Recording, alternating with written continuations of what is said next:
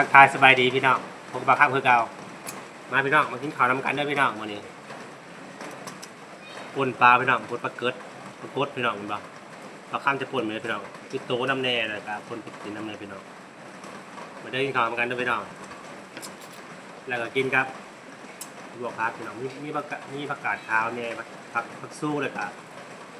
ทั่วแล้วก็ผักเป็นนัวพี่น้องมาเด้อทำกันพี่น้องมาปนปลากดหนึ่งพี่น้อง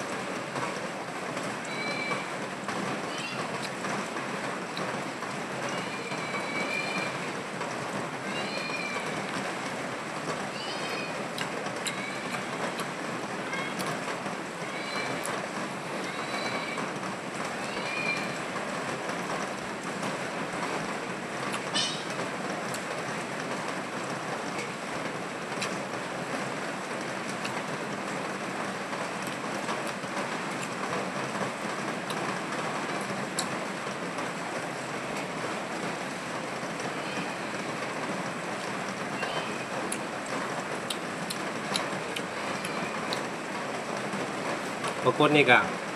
โดนได้กินเท่านึงพี่น้องบ่ค่อยได้กินไปเลยโดนได้กินเท่านึง